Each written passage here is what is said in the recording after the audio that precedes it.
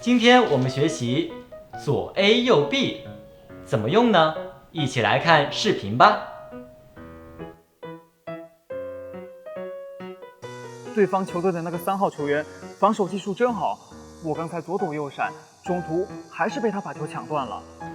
我也发现了，他有身高优势，而且经验丰富。我刚才上篮的时候左冲右突，也差点被他把球抢断了，还好最后球进了。是啊，接下来怎么办？下次他防守的时候，你可以故意做出左顾右盼要传球的样子，分散他的注意力。好。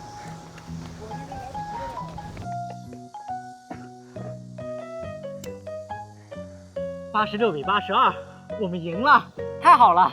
是啊，这场球打得真辛苦，咱们一起去食堂吃饭。不去了，我要回家吃饭。对了，我要告诉你一个好消息，之前我劝我爸妈领养一只狗，他们左思右想，最后终于同意了。昨天我们刚把那只狗带回家，我得回去看看它有没有适应。太好了，下次你把它带出来吧，我要看看你的狗。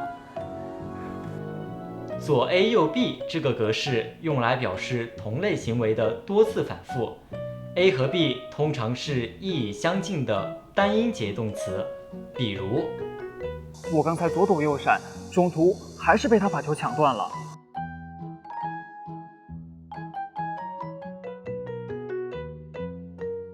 我刚才上篮的时候左冲右突，也差点被他把球抢断了。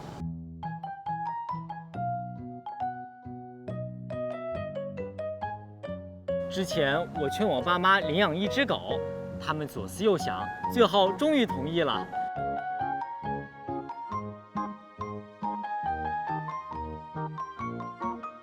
大家明白了吗？跟我读。我刚才左躲右闪，中途还是被他把球抢断了。我刚才上篮的时候左冲右突，也差点被他把球抢断了。之前我劝我爸妈领养一只狗，他们左思右想，最后终于同意了。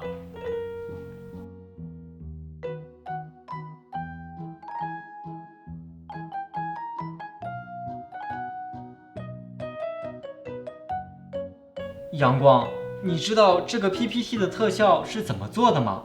我左思右想也没有想出来。点这里就可以了。